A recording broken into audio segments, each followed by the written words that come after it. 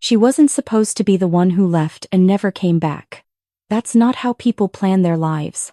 But Katie Voss hadn't been back to Bowling Green, Kentucky in 20 years, not for Christmas, not for summers, not for anything, and she had made her peace with that a long time ago. She had built something real somewhere else, something solid and entirely her own, and she had learned not to look over her shoulder at what she'd left behind. Then on a Wednesday afternoon at Fort Campbell, her phone buzzed on the conference table, and the name on the screen was Aunt Patty. She stepped out of the staff meeting without a word and took the call in the hallway, one hand pressed flat against the cinderblock wall.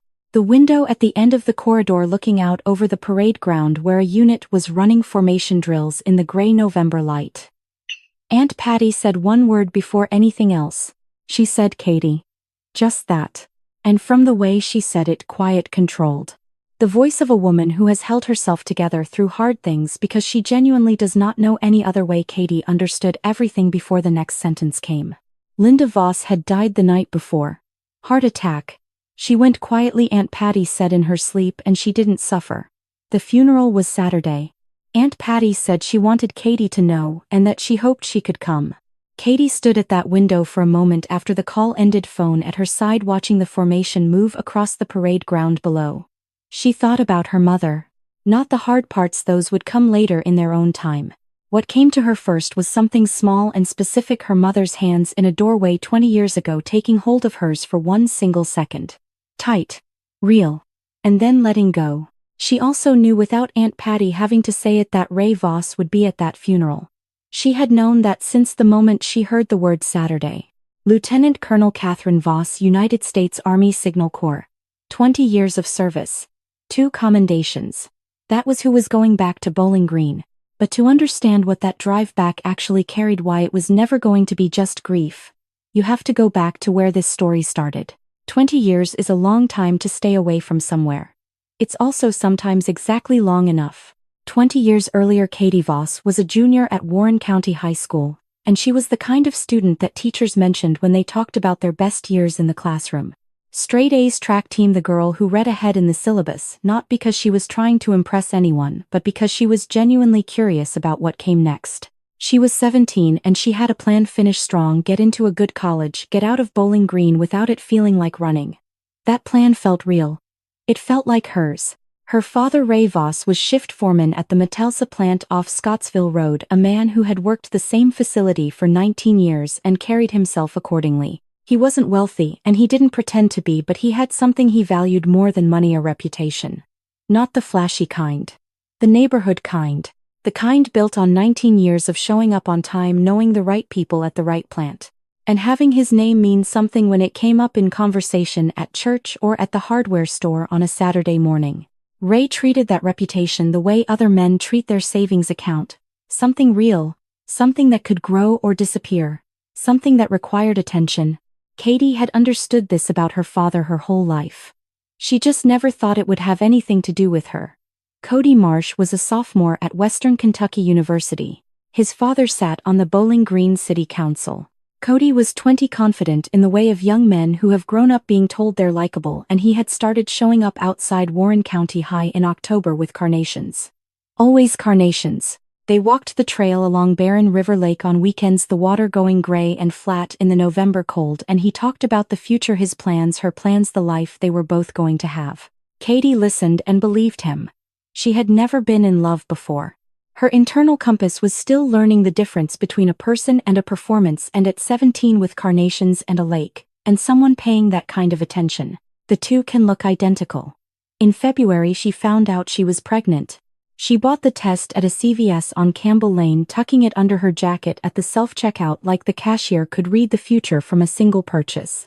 Back home she sat on the edge of the bathtub and looked at the result for a long time, longer than necessary. Longer than the instructions required, because the mind moves slowly when it has to absorb something that rearranges everything at once. That afternoon she drove to the WKU campus and found Cody in the parking lot outside his dorm. They sat in his car with the engine running for heat, and she told him plainly, without building up to it, because there is no good way to build up to something like that. He stared at the windshield. The heat came through the vents. Then he said, "That's not something I can be part of." He got out of the car, across the parking lot, and went through the door of his building without looking back. She watched the door for a moment after it closed. He never texted. By March he was seeing someone else. She wasn't naive. She was 17. There's a difference even if it doesn't feel like one at the time. And now she had to go home and tell her father. She got home before dinner. Ray was in the living room with the television on the way he always was on weekday evenings, and Katie stood in the entryway still in her coat and told him. She didn't sit down first. She didn't wait for a commercial break. She just set it standing there because there was no arrangement of furniture or timing that was going to make it easier. Ray turned the television off. He set the remote down on the arm of the chair with the particular care of a man who is deciding in real time how to handle something. Then he started talking. He didn't yell. That was the thing about Ray Voss, he never needed to. His voice stayed level for the entire 20 minutes, which was somehow worse than shouting would have been. Because it meant he was in complete control of what he was saying, and he was choosing every word. He talked about the neighbors. He talked about the men at the Metalsa plant, the ones he'd worked alongside for 19 years, the ones whose opinions he had spent 2 decades earning. He talked about what he had built and what it meant and how long it had taken. He talked about his name and what people were going to say about it now. He talked about all of this at length in order, like a man reading from a list he had prepared in advance. He did not ask about Cody. He did not ask what she was planning to do. He did not ask how she was feeling or whether she was scared or whether she had anyone in her corner. Not once in 20 minutes did any of those questions occur to him, or if they did, they didn't make the list. When he was finished, he said, "As long as you're in this situation, you don't live here. Pack your things." Then he walked to the back porch and closed the door behind him. Linda had been standing at the kitchen doorway for most of it. Katie had seen her there, had watched her face through the whole thing, and what she saw was not agreement. It was something more complicated than that. It was the face of a woman who had spent 22 years learning that there was no winning against Ray Voss, only existing alongside him, and who had made her adjustments accordingly. Katie saw it clearly. She didn't judge it. That understanding would come later over years, and it would be hard one. Right then she just saw it and filed it away and went to her room. She packed in under an hour. Her documents, a change of clothes, the things that mattered and could fit. She had $53 in a jar on her dresser, saved from a summer job at a hotel off Cave City Road. She took that. She took her worn paperback copy of The Grapes of Wrath because it was the one book in the house she couldn't leave behind, the one about people who lose everything they have and get up and keep moving. Anyway, she put it on top of everything else in the bag. When she came out into the hallway, Linda was there. Ray was still on the back porch. Linda crossed the hallway and took Katie's hand in both of hers and held it for 1 second tight, the grip of someone holding something they know they can't keep. Then she let go. Katie walked out the front door. The February cold hit her immediately, sharp and clean, and the street was completely quiet. She didn't cry walking out. She saved that for later when someone finally gave her a reason to. It was a 45-minute drive from Bowling Green to Elizabethtown on a normal night. Katie made it in the dark in February with her bag on the passenger seat and the radio off because she didn't want sound. She had Aunt Patty's address memorized from years of holiday visits. She had never shown up unannounced before. She didn't know what else to do. Aunt Patty opened the door and took in the situation in about 3 seconds. Katie's face, the bag, the hour. She didn't ask what happened. She didn't say she'd been worried or that Ray had called or that Katie should come in and explain herself. She just stepped back from the doorway and said, "Come inside. I've got soup on." That was it. That was the whole welcome. They sat across from each other at the kitchen table and Katie ate and Aunt Patty drank coffee, and neither of them said very much. At some point, without warning and without being able to stop it, Katie started crying. Not quietly, not politely, but the way you cry when you've been holding something for hours and a warm room and a bowl of soup finally give you permission. Aunt Patty didn't get up. She didn't reach across the table. She waited for a natural pause and then refilled the bowl. It was exactly the right thing to do, and Katie understood that even in the middle of it, she stayed. Through the rest of winter, through spring, through the pregnancy. Aunt Patty gave her the back bedroom and never mentioned rent and never made her feel like a problem to be managed. Aunt Patty never once made her feel like a burden. That kind of quiet generosity doesn't make the news. But it saves lives. Eli was born on May 8, just before 4 in the morning at Hardin Memorial Hospital. He had dark hair and an expression so composed that the delivery nurse laughed and said he looked like he was already unimpressed with the whole situation. Aunt Patty drove up the next morning and stood at the nursery window for a long moment. "He looks like he's already thinking about something," she said. "Yeah," Katie said. "Me too." A year passed. Katie worked part-time, helped around the house, took care of Eli. She was grateful for all of it, and she knew with increasing clarity that gratitude was not a life plan. One evening after Eli was asleep, she sat at Aunt Patty's kitchen table with a notepad and wrote down what she actually wanted for herself and for him. Not what was available, not what was safe, what she actually wanted. The list was longer than what Elizabethtown could give her. The next week she walked into the Army recruiting office on Dixie Highway with Eli on her hip because there was no one to watch him that morning, and she wasn't going to let that stop her. The recruiter was a staff sergeant with close-cropped gray at his temples and the unhurried manner of someone who had seen most things. He looked at her. He looked at Eli. He looked back at her. "You serious about this?" She said yes. He pulled out a folder and set it on the desk between them. She had a path now. The question was what it was going to cost her to walk it. She shipped out for Fort Jackson, South Carolina 6 weeks after she signed the paperwork, leaving Eli with Aunt Patty in Elizabethtown with a bag of his favorite books and the specific guilt of a mother who is making the right decision and knows it and still has to get on the bus anyway. Basic training was hard, the way all basic training is hard, physically, relentlessly, with no privacy and no downtime and no room to think about anything except what was directly in front of her. That suited her fine. She didn't need room to think. She needed something to do with her hands and a direction to move in. After basic, she went to Fort Eisenhower in Georgia for signal school learning, communications systems, field radio operations, network architecture. The technical language of a branch that runs on precision and redundancy. She was good at it, not naturally, but in the way that matters more, which is that she worked at it until it became natural. Officer candidate school followed. The commission came through on a Thursday afternoon, and she pinned on her second lieutenant bars herself alone in front of the mirror in her barracks room. Because she had decided early on that if she earned something, she was going to receive it on her own terms. Through all of it, Eli was in Elizabethtown with Aunt Patty. Katie came back on leave when the Army allowed it once a month, when she was lucky, sometimes 6 weeks between visits. She brought him books every time and whatever candy he'd decided was his current favorite, which changed without warning and with complete conviction. They walked the Lincoln Heritage Trail when the weather held, or the old streets downtown when it didn't, and Eli walked beside her with the serious, deliberate attention of a child who treats every outing as something worth paying close attention to. When he was 3, they were sitting on a bench outside Aunt Patty's house on a Sunday afternoon when he looked up at her and asked without any particular distress, "Mama, are you going to leave again?" She looked at him. "I have to," she said. "But I'll come back." He thought about this. Every time. She didn't look away. Every time. He sat with that for a moment, the way he sat with everything, and then said okay and went back to whatever he'd been doing. That conversation cost her something. She carried it the whole drive back to the bus station. Her assignment came through for Fort Campbell.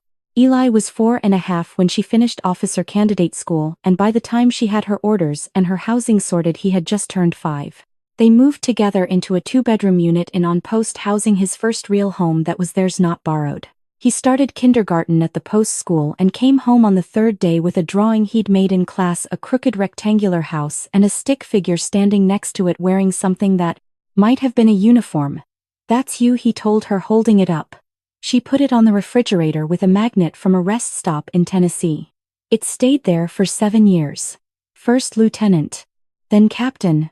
Each promotion was not a gift, it was the accumulated result of doing the work correctly day after day, without drama and without shortcuts.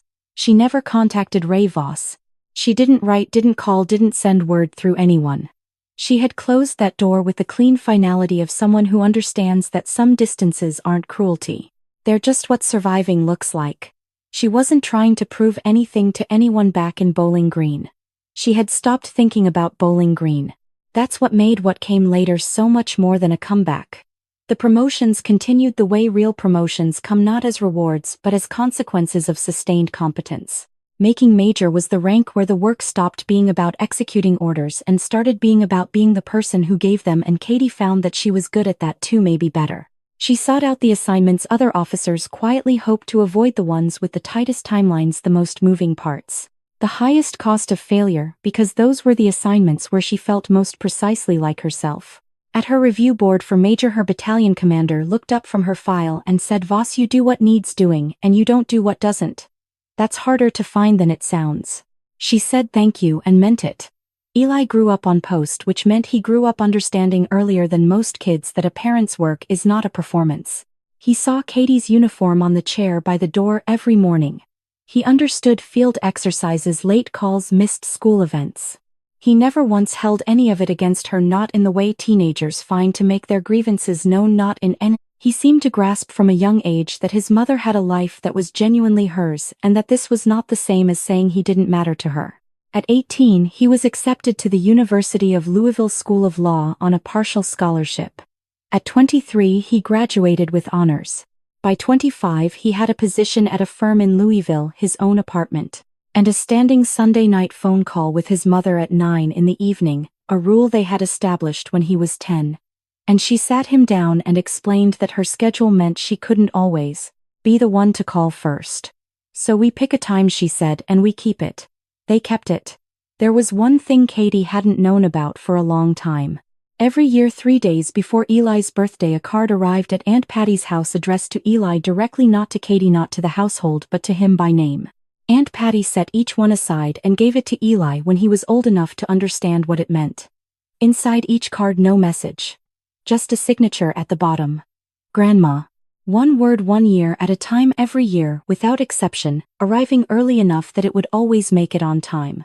Linda Voss through the only channel available to her, making sure her grandson knew she hadn't forgotten him. Katie found out when Eli was 12 and mentioned it in passing, assuming she already knew. She hadn't known. She didn't say much about it then. There wasn't much to say that the fact itself didn't already cover. She met Daniel Hargrove at 41 at a joint planning session between his brigade and hers. He was the operations officer of the neighboring unit, a lieutenant colonel from Murfreesboro, Tennessee, with a dry, unhurried manner and the kind of humor that landed without any visible effort. A well-timed pause, a look across the table. Nothing more. On their second real conversation, she told him everything. Bowling Green, Ray, February, Aunt Patty, Eli. All of it in order without softening it. He listened without interrupting, and when she finished he said, "Katie, everything you just told me is the reason you're sitting across from me right now. And I mean that as a compliment." She looked at him for a moment and thought either a very good man or a very good actor. The next 2 years settled the question. They married on a Saturday in October. Aunt Patty cried through most of the reception. Eli stood beside them with his back straight and his eyes bright. She never built any of it to prove a point. But life has a way of making the scoreboard visible anyway. And on a gray Saturday in November, all of it, every year, every rank, every Sunday call, every card that arrived 3 days early was going to walk through the gate of a cemetery in Bowling Green. By the time Katie got off the phone with Aunt Patty that Wednesday, the staff meeting she'd stepped out of was already wrapping up. She went back in long enough to gather her things, then walked down to her office and submitted the emergency leave request. Her commanding officer approved it within the hour, no questions, just a nod and take what you need. She told Daniel that evening. He said, "I'm coming with you." She opened her mouth to say she'd be fine on her own. 20 years of habit, the reflex of a woman who had learned to need very little from other people, and then she closed it. "Okay," she said. He looked at her the way he sometimes did, just checking. "I mean it," she said. "Okay." They drove to Elizabethtown on Friday. Eli came up separately from Louisville, arriving at Aunt Patty's house on Glendale Road about an hour after they did. Aunt Patty had aged since the wedding. She was in her late 70s now, moving more carefully. Her voice a little quieter than it used to be, but she held herself with the uprightness of someone who has never seriously considered the alternative. She hugged Katie at the door, close and firm, and then said quietly close to her ear, "He'll be there. I should have warned you. I didn't know how to say it." Katie pulled back and looked at her. "It's okay, Patty." And it was. She had known since Wednesday. The funeral was Saturday morning. The sky over Bowling Green was the color of old concrete, and by the time the service began a light rain had started, cold enough to be almost sleet, collecting on coat shoulders and on the edges of the tent that had been set up beside the grave. The drive from Elizabethtown took just under an hour, and they arrived at the cemetery on the south side of the city with time to spare. Katie stood at the graveside in her dress uniform, lieutenant colonel's oak leaves on the collar, 2 commendation medals on her chest, her back straight the way it had been straight for 20 years. Around her were faces she hadn't seen since she was 17, her mother's friends from work, neighbors from the old street. People who looked at her with the quiet surprise of those who remember someone young and are confronted with who they became. She thought about her mother. Not the hard parts, there would be time for those, or there wouldn't, and either way they weren't what belonged here. She thought about Linda reading to her when she was small, the two of them on the couch on winter evenings with a lamp on and the television off. She thought about the cornbread Linda made every Sunday morning, the specific smell of it, the cast iron pan. She thought about a night when she was maybe 9 or 10 crying over something she couldn't even name now, and Linda sitting down on the floor next to her without saying a single word and staying there until it passed. She knew how to be present without making it about herself. It wasn't enough, it was never quite enough, and it was also real. Both of those things were true, and neither one erased the other. She saw Ray mid-ceremony. He was standing slightly apart from the main group in a dark coat, heavier than she remembered, his hair gone fully gray. He was in his 70s now, and it showed in his face, which was heavier too, more settled into itself. But the expression hadn't changed. It was the same look she remembered from her whole childhood, the look of a man who believes his ledger is balanced. His judgments confirmed his version of events the correct one. He looked at the coffin. Then he looked at her. Their eyes met across the people standing between them, and neither of them looked away. It wasn't a confrontation. It was just a check, two people establishing without words who had more reason to hold their gaze steady. After the coffin was lowered and the minister stepped back, people began to move toward the cars. Ray came toward her. She had been waiting for this since Friday, since Aunt Patty said he'd be there. She had thought about it carefully, turned it over, decided what was true and what needed to be said and what didn't. He stopped in front of her, and he was shorter than she remembered, or she was taller, or 20 years simply changes the scale of everything. The same expression. Well, he said. Looks like things worked out okay. She looked at him without heat, without any of the old anger. Everything was already decided. Better than okay, she said. Then Ray, this is my husband.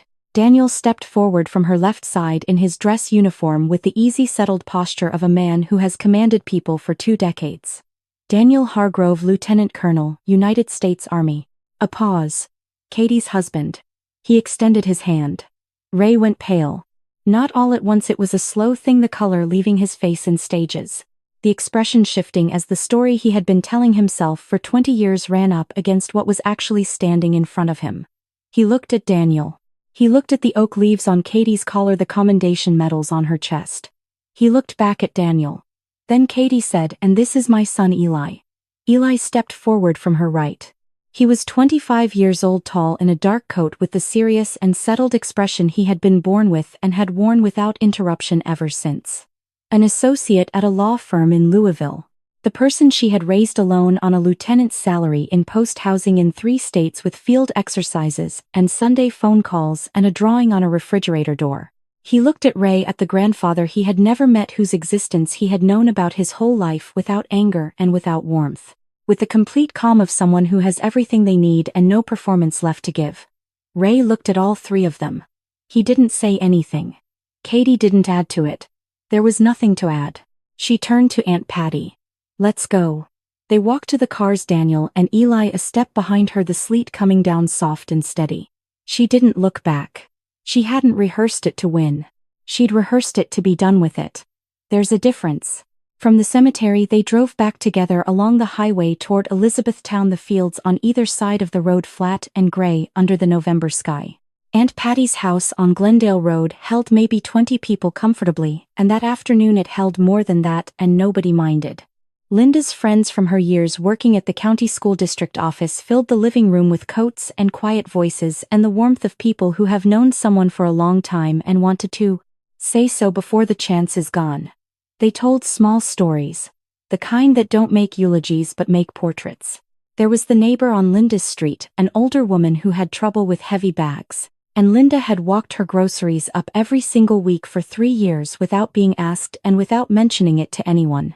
There were the 2 weeks Linda had spent at Aunt Patty's the winter before last, when Patty's hip had made driving impossible, cooking, cleaning, handling the pharmacy runs. And telling exactly no one about it, because as far as Linda was concerned it wasn't a story worth telling. It was just what you did. And there was the more recent things, small and specific. Linda had figured out how to stream shows on her phone. And she had developed the habit of calling a friend every Sunday night to talk about whatever they'd both watched, and those calls ran 2 hours without either of them noticing. Katie sat and listened and thought, so that's who she was. I knew part of her. I didn't know all of her. The distance between those two things was not anyone's fault. It was just what 20 years costs measured in a different currency than the one she usually counted. Eli was across the room in conversation with two of Linda's friends, leaning slightly forward the way he always did when he was paying real attention, asking questions that showed he'd been listening. At one point he looked up and caught Katie's eye. He gave her a small nod. Nothing more was needed. Daniel had drifted into the kitchen at some point and was quietly clearing dishes, no announcement, no asking where things went, just figuring it out. Aunt Patty said something to him in a low voice and then laughed, covering her mouth with her hand the way she always did when something caught her off guard. Katie watched this and thought Mom would have liked this. Not the grief, not the ceremony, this. The kitchen, the voices, the small, ordinary kindness of a man clearing plates without being asked. Ray did not come to the wake. Sunday morning was cold and clear. Katie and Daniel had a long drive back to Fort Campbell ahead of them, and Eli had his own car for the return to Louisville. The three of them stood together in Aunt Patty's driveway for a few minutes before anyone moved toward their keys. Eli hugged Katie the way adult sons hug their mothers when the moment is larger than anything either of them wants to put into words. Long, both arms, no hurry. When he stepped back, he said, "You know what I'm thinking." It wasn't quite a question. "Yeah," she said. "I know." He nodded once and walked to his car. She and Daniel pulled out of Elizabethtown and headed south on the interstate, the flat winter fields opening up on both sides of the highway as the town fell away behind them. Bowling Green passed at a distance, the water tower, the industrial rooflines on the south end, the edge of the city dissolving into farmland. She watched it through the passenger window and thought, there's probably no reason to come back now. Her mother was buried. Aunt Patty she would visit in Elizabethtown separately the way she always had. Everything that had tied her to this city was under November sleet in a cemetery on the south side. She sat with that for a moment. It wasn't bitter. It was just accurate. She thought about what Ray had said, looks like things worked out okay, and what the real lesson had been. Not the one he imagined he'd taught her. The actual one, the one she had been living for 20 years, that from any get out a person can make "I'm leaving" and mean something completely different by it. That no one person gets to write the last word on your life. That a 17-year-old girl who walked out of a house in February with $53 and a paperback novel can become a lieutenant colonel if she chooses the right fuel. Not anger. Not the need to prove something to someone who wasn't paying attention anyway. Intention. Just that. She'd spent 20 years becoming someone she recognized. Bowling Green just got to see it once. 6 months later, life had returned to its own shape.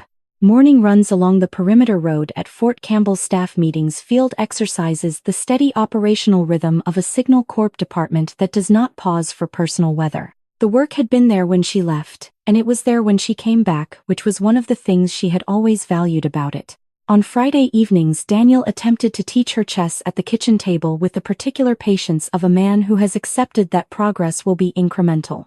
She was better than she let on, which she considered a reasonable use of information. In exchange, she had been teaching him to make tea correctly, a project that was ongoing. Aunt Patty called every 2 weeks from Elizabethtown with updates on her garden and detailed reporting on the behavior of her next-door neighbor's dog, which had strong opinions about the fence line. These calls were 20 minutes long, and Katie looked forward to every one of them. Then on a Sunday evening in late spring at 9 o'clock exactly, Eli called. He didn't open with small talk, which was not his way when something mattered.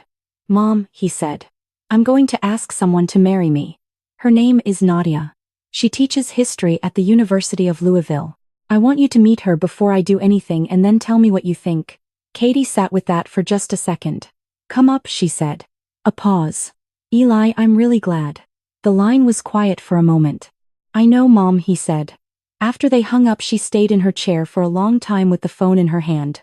This call. This specific Sunday at 9 o'clock. It had started like everything else on that February night in Bowling Green, a driveway, the cold $53, a paperback, no idea what came next. Eli was what came next. Then the Army, then Fort Campbell, then Daniel, then 20 years of Sunday calls and field exercises, and a career built one correct decision at a time. And now Nadia, who she hadn't met yet and would almost certainly love, because Eli had always known how to choose people. The drawing was still in his apartment in Louisville the last time she visited, framed now hanging above his desk. The crooked house, the stick figure in the uniform. She'd asked him about it. You still have that up? He looked at it for a moment. Where else would I put it? Not a question. Just a statement of the obvious in the way he had always dealt with things that were simply true. She knew what it was. It was the beginning of everything that had become good. Ray Voss stood at that graveside, and saw all of it standing right in front of him, and he said nothing. So here's what I want to know: if you were Katie, would you have said more? Or was walking away the right call?